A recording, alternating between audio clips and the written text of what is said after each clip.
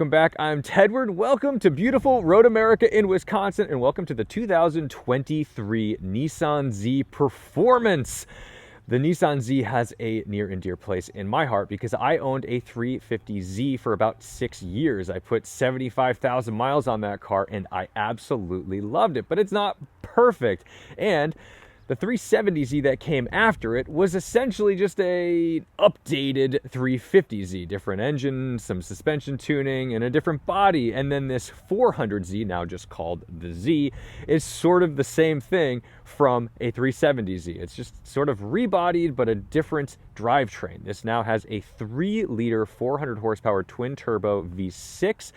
It has a limited slip differential, upgraded brakes for the performance, and it's a pretty slick car. It looks beautiful and it really retains the essence of the Z. But the problem with this car is they are not numbers cars.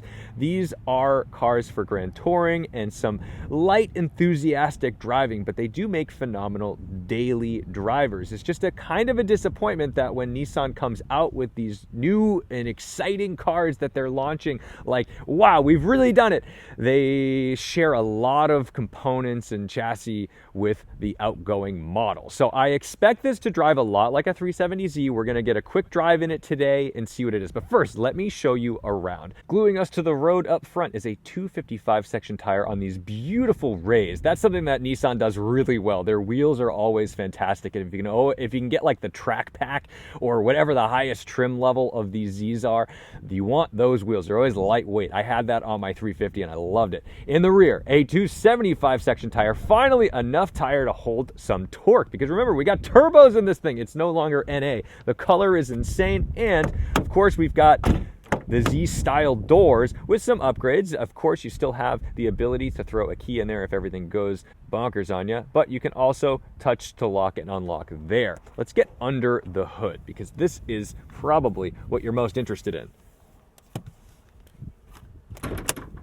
I love the shape of this hood. I do think that the style of this car is incredibly clean. And under here, no hood struts here. We have our twin turbo V6, pretty standard layout. This still looks really familiar, even down to where the battery and brake fluid are. And I have to say, I always appreciated these Zs because they made it so easy to access certain things. Like my M5, my BMW, I have to take apart so many things to get to just the brake fluid. And the Z allows you to get to that battery and the brake fluid, and they're covered so they're not usually filthy. I daily drove mine in the winter and it could get pretty ugly under there, but that stuff was always clean. And of course, the Z is a hatchback. That's probably one of my favorite features about this car. And up we go. There is our very familiar giant platform here. And let's see, do we get a spare tire in the Z? Oh man, there's like a whole layer cake of stuff down here. Let's get in there. And no spare tire. It looks like a subwoofer and a inflation repair kit. Okay, for rigidity, we've got a little crossbar across the back, and we've got a cargo net and a first aid kit. Let's take a look in there. I kind of dig the little Z first aid kit. That's nice. Great. Wonderful. Now, these cars always seem to have reasonable range. My car, I think I could get like 500 miles of range in my car if I babied it. That's cool. And I just think that the iconic style of the Z is fantastic. It's like a Porsche 911 in that it really hasn't changed in a long time. It's always incremental changes, except for the fact that they don't go crazy with the changes. They do keep this a little too similar aside from the body. Dual exhaust coming out the back. Let's get this thing started up. Inside, of course, it's a 2-seater and very familiar cabin, aside from the fact that now we have LCD dashboard and a touchscreen here. On the dash, we still have our 3 gauges, although they are not the same as we're used to in the 350 and 370. This has boost pressure, turbo speed. Not sure I need to know that. I would rather have oil pressure on that, and our voltmeter. Get started, we have a 6-speed manual. You can also option this in a 9-speed automatic. I think I'd go with the manual. Wow. Okay, so here's something interesting. The key is in the door over here, and it does not recognize that it is in the car. So let's close the door. We'll get that key a little closer. and she jumps to life. Cool startup screen. We've got our tack, our speedo, and some information in there. Very standard sounding thing. Like, it's exactly what you would expect it to sound like. A little bit of rev hang, because it always just feels like these have like kind of a heavy flywheel, but it makes them kind of comfortable and easy to drive, to be honest. Let's take a listen from outside.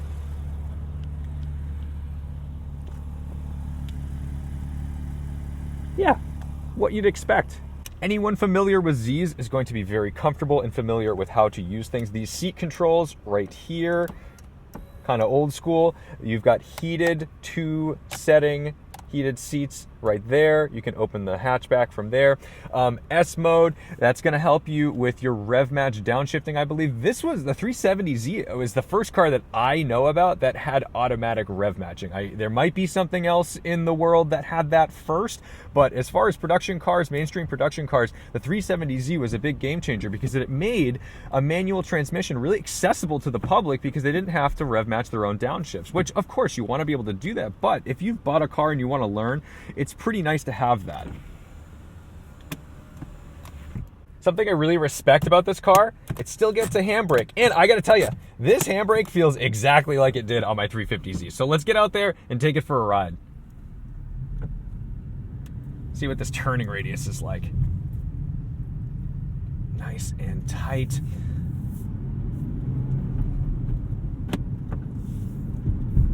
Springy clutch, not light, not heavy, weighted well.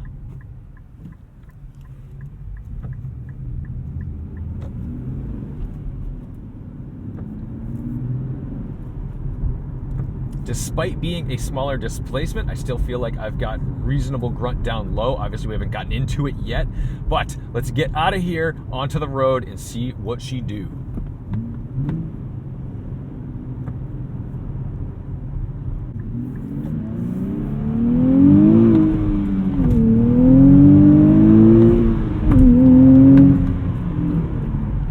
Way more grunt. Way more grunt than the outgoing generation. Wow. I am like actually staggered at this torque. That's phenomenal. Yeah, they were not messing around. This is the real deal, man.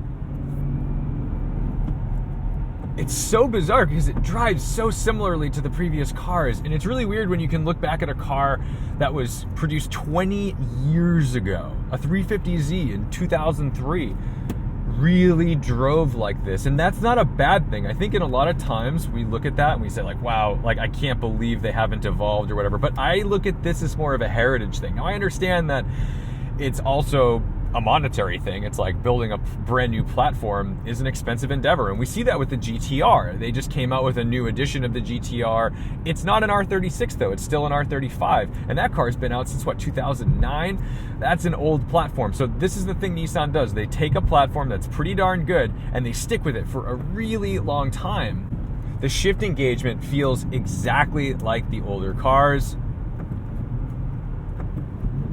It's like a little plasticky, but it's deliberate.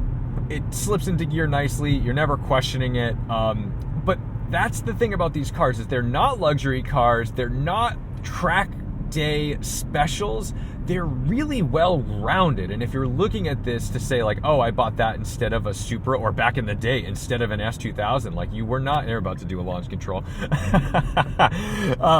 That's just kind of not what you get in these cars. Try not to jump these tracks.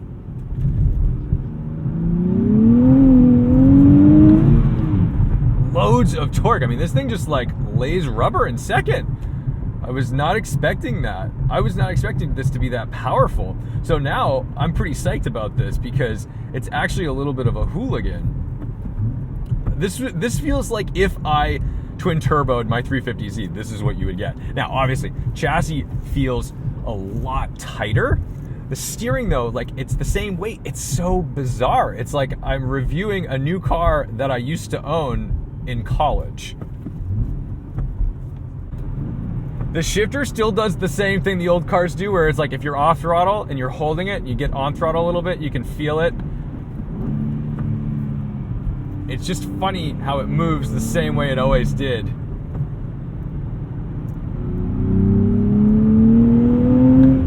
Man, this is powerful. Okay, brakes. We're entering a slower speed zone, so we gotta exercise those a little bit. They feel pretty darn good.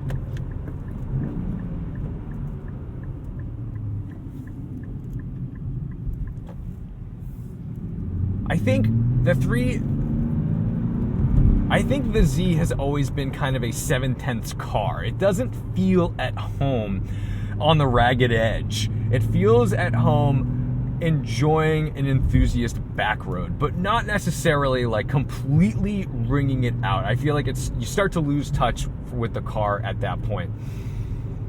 And if you're somebody who likes a sports car, who likes the appeal of a sports car, who wants a bit of speed, who wants the engagement of a manual transmission, but you're not sitting there wringing out the last inch of grip on your car on a back road, like this will actually do exactly what you need it to do. And I guess we're gonna sit here for a while. Okay, well that's not what I expected to see today. I want to drive that.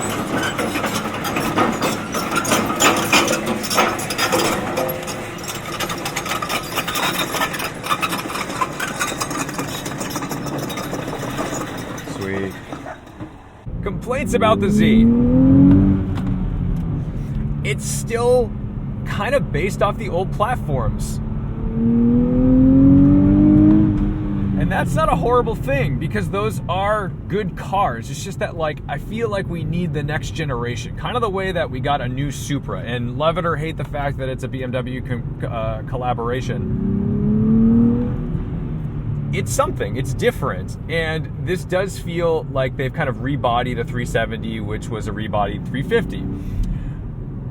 I think I wish they went with like a slightly more aggressive like flywheel setup, so that way this didn't have quite the rev hang. I wouldn't have to be as patient between gears, because this is just, I'm playing the same game that I was playing back in 2003, and I just want a little bit of change, you know? Like, I feel like if I'm getting the next generation, I want it to be different.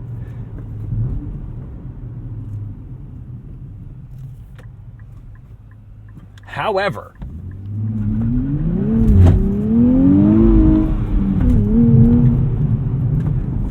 I'm leaving traction on just to be nice, because, you know, it's a presser that needs to go to everybody, and if I just completely roast the tires, it's like not a nice thing to do to the next guy. But anyway, I am like actually genuinely thrilled about this engine. It still sounds like a Z. The turbos are not spiky. Like, the boost comes on beautifully and linear, and I don't feel like there's just this sudden change, but holy cow, up top, this thing is a little ripper. I am genuinely excited about this 400 horsepower Z. It's phenomenal. It's so good to drive in terms of like, this is a little more, it's just like a little dangerous. It's just a little more power than you need. And that was always the dream back in the 350Z days, was to twin turbo your Z. And here we are. And I feel like I'm basically driving the best possible iteration of that.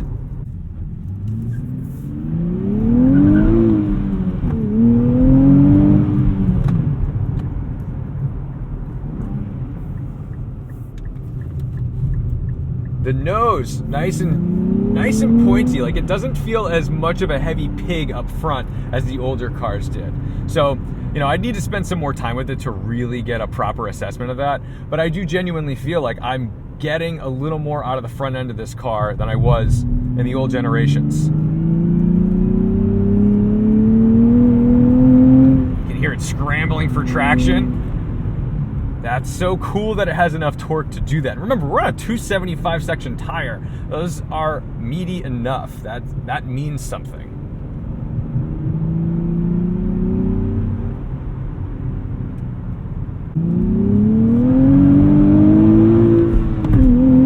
It's a little ripper. What a monster. Let's do a little 0 to 60.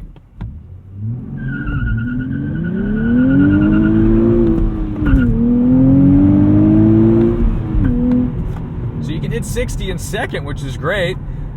that comes on quick. Again, you're not doing the numbers thing where like it's gonna be slower than the Supra. It's gonna be slower than some of its contemporaries. However, I do genuinely think this is a great sports car. It's super fun to drive, and the formula has worked. So thank you guys so much for watching, liking, commenting, and subscribing. I hope this gives you a little taste of what it's like to drive the new Nissan Z. Don't forget to respect the drive, and I'll see you in the next one.